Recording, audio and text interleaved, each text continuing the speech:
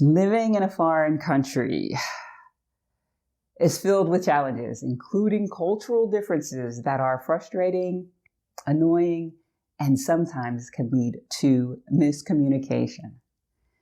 And so it's really important to pick a country that is the best country for you so that when you run into these cultural differences, you can let them roll off your back. Now, in this video, I'm going to share with you 6 cultural differences that have or could lead to a misunderstanding or miscommunication. Now, if you haven't already, subscribe to my channel and click the notification bell so that each time I upload a video about moving abroad, living in France, or finding the confidence and courage to live life on your terms, you will be notified. My name is Patricia Brooks, and I left my job and moved to France 4 years ago. And it's been an incredible experience filled with ups and downs. And in this video, I'm going to share with you those 6 things that caused me to have to do mental gymnastics still after 4 years. Now, the first one on the list is dates, calendar dates. I knew before I moved to France that they do not use the month, day, year format as they do in the United States, and that it is actually reversed, day, month, and year. And so it wasn't a surprise to me, but what is surprising that 4 years in, I still got to stop and think about, well, what date is this really? And it's okay when the date is above 12 because I don't have to guess, well, is that a month or is that a day? There's no 13th month, right? That makes it simple. But when a date is written out as 1/7/2021, I had to stop and say, oh, is that January 7th or is that July 1st? And so it causes me to slow down and figure it out. Mental gymnastics. So that's number 1. Number 2 is weekends and the calendar format. Now, the French and other European countries call a weekend, and it is, in fact, at the end of the week. In the United States, we call it a weekend, but it's really a week bookend because we got one at the beginning of the week and one at the end of the week, Sunday and Saturday. And so when I am scheduling something online and they have a calendar set up, I have to slow down because if I'm not careful, I may go to book a Tuesday appointment. And in fact, what I have done is I've scheduled a Wednesday appointment, and I have actually done this. Caught myself before missing the appointment or showing up early for the appointment. But yeah, it causes me to have to slow down.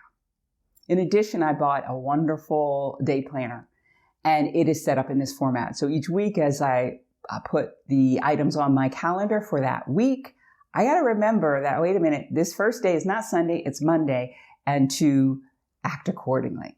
So that is another thing. So number 3 is how the French handwrite their numerals. Now, it's the same numeral system as we have in the United States.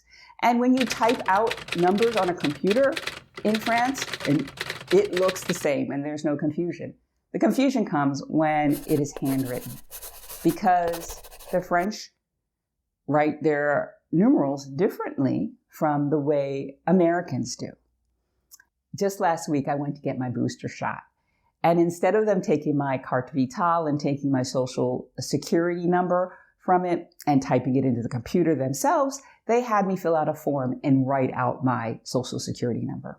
And it was clear to me.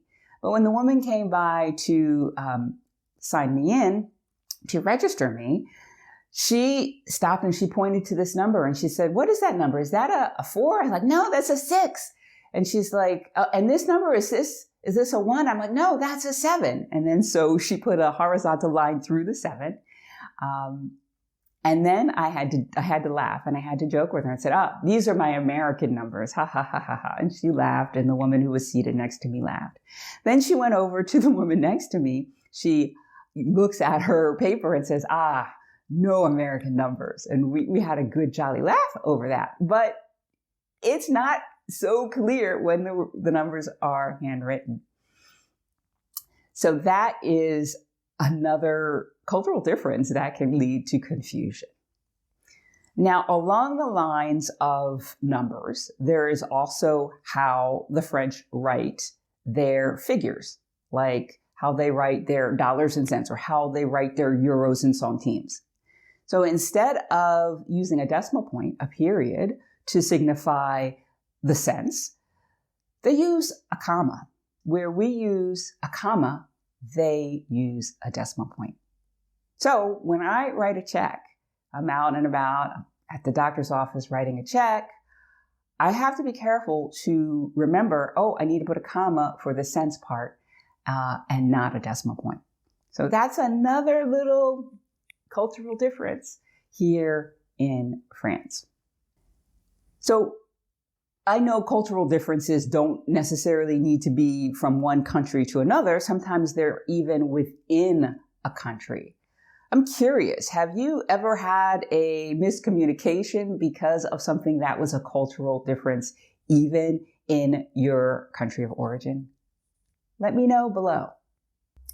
Now on to number 5, road signage, right? Oftentimes road signs are just depictions, pictorial depictions, right? And you should be able to clearly understand what they are. For me here in France, that's not always the case. I remember when I first got here, my first year here, I went on a hike with my ex-boyfriend. And he was my boyfriend at the time.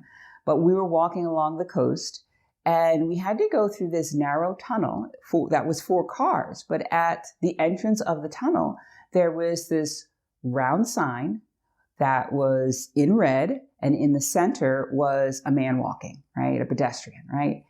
And my boyfriend said to me, oh, you know, we got to get through here quick because we're not supposed to be in here. It's prohibited for us to be in here. And I'm like, you're really? Now, because this sign says to me, the way I interpret this sign is that it's for pedestrians, right? Pedestrians are welcome. No, it's prohibited. I was like, okay, that's not so clear to me. Anyway, he was right? He knows. The second time that I saw a road sign that was really disconcerting was when I was a passenger in a car. Another American was driving. We were going to the beach. And we're leaving one road and we were taking it another road. And we saw this blue sign with a white car and a slash through it. And he said, oh my gosh, am I going the wrong way? Which is exactly what flashed into my mind. And we weren't. We kept going. But it was really confusing as to what that sign meant. And this was before I was driving, before I really cared about what road signs really meant. When I did start driving and I got my driver's book to understand the rules of the French road, I looked that sign up. And that sign, I still don't understand that sign. That sign says, oh, that is the end of the access restrictions. So we were on a road where there were some access restrictions for cars, perhaps. I don't know what those were, but we were now on a road where those restrictions were no longer in effect.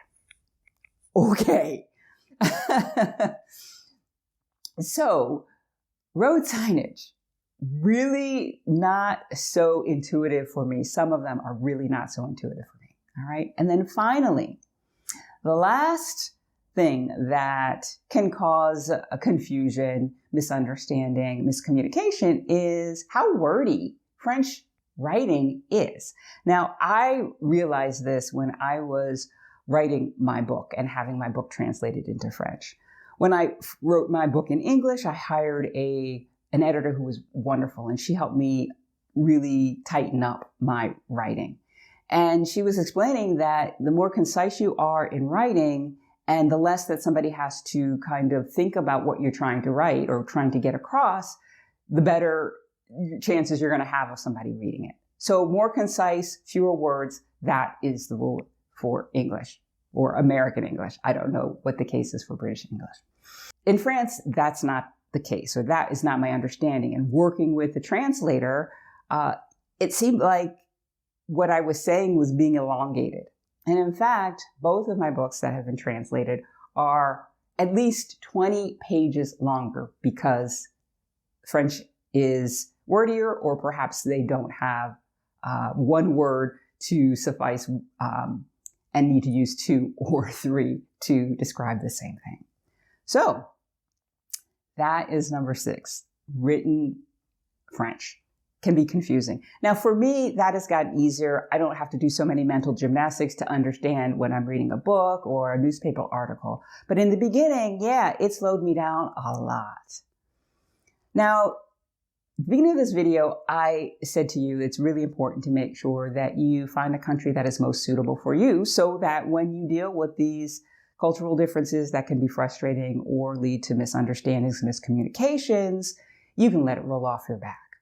Well, if you are looking to move abroad but aren't really sure where you want to move, or maybe you are sure where you want to move, but you kind of just want to check to make sure you got it right, I have a questionnaire that will help you to get clarity on that. And I'm going to put a link to that in the description below. So that is all I have for you today. What did you find most interesting, or which one of these cultural differences might trip you up the most? Comment below. Be sure to like this video, subscribe to my channel, and I will see you again next time. Bye for now.